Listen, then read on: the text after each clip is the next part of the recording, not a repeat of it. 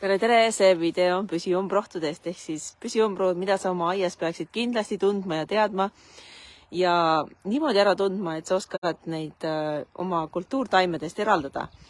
Kui sa tahad siis saada sellist aeda, mis vajab vähem hoolt. Ma panen kohe kaamera teisipidi.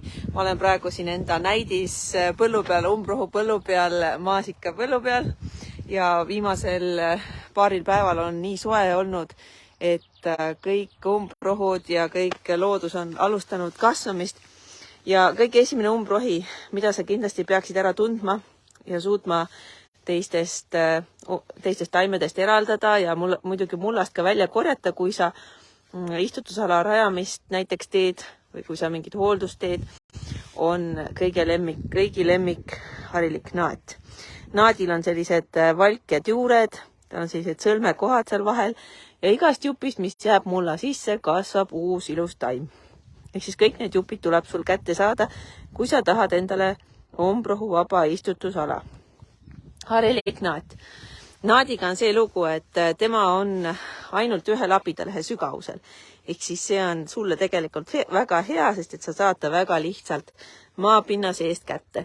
Ainuke asi, mida sa pead teadma, on see, et sa kaevad ta välja süsteemselt, ehk siis rida-rea haaval, et sellel oleks siis tulemus.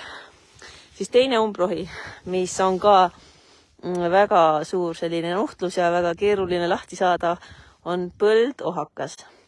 Põldohakal ei ole juured siis ainult ühes kihis, vaid on mitmes kihis. Nad lähevad niimoodi, et neid on päris raske kätte saada. Sa võid küll esimese kihi kätte saada, aga altpoolt tulevad siis uued juured. Tema puhul aitab võimalikult sügavalt välja kaevamine, lämmatamine. Siis on võimalik temast ka jagu saada. Kolmas umbrohi, ka jälle kõigi lemmik. See on nüüd edasi jõudnud aednike umbrohi. See on nüüd põldosi. Põldosal praegu õied peal. Eose kandjad on püsti. Ma võtan, kas ta fokusseerib ilusti ära. Nii. Ja tema juured lähevad ka mitme lapidale sügavusele, isegi mitme meetri sügavusele. Ja kuidas sa tema ära tunned? Temal on selline ilus must juur. Ja hästi sügaval maa sees on tal ka sellised mustad, kus ta siis oma toitu ilmselt salvestab.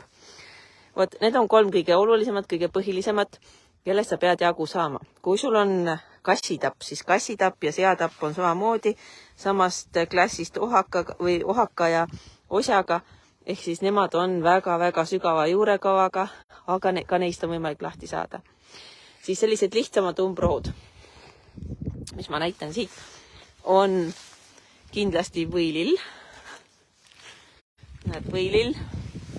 Võilillel ka sügav juurekava ja pead kevadel, või siis kevadel praegu siis võimalikult sügavalt koos juurega, terve pika juurega kätte saama, et ta sul siis ei hakkaks seal peenral õitsema ja ennast edasi külvama. Tihtipeale ta ongi püsikute sisse ennast külvanud, siis võtadki kas mingi sellise väikese hargi, millega sa saad sealt püsikute vahelt teda kobestada, võilile hargi, et sa saad ta kätte ilma, et sa neid taimi katki ei teeks. Mis veel? Näiteks puju, harilik puju on ka. Ma vaatan, siin on harilik puju ka. Näed, puju täitsa olemas. See on tegelikult väga lihtne umbrohi.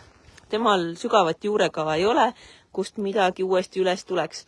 Aga sa pead ta siis allpool juurekaela igal juhul kätte saama, sest et muidu ta tuleb uuesti üles. Ja siis, kui sa suudad näiteks kõblata teda natuke sügavamalt mingi terava kõplaga, siis sa saad tast ilusti lahti. Vot.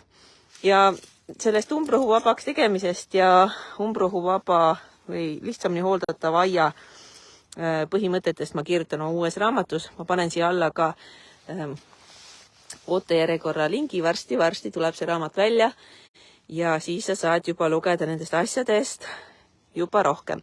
Ja muideks, paar päeva tagasi läks meil üles hooandja kampaania, kus me paneme kokku siis selle kampaania käigus lisamaterjale, mida me siis kavatseme esitlustel tasuta jagada.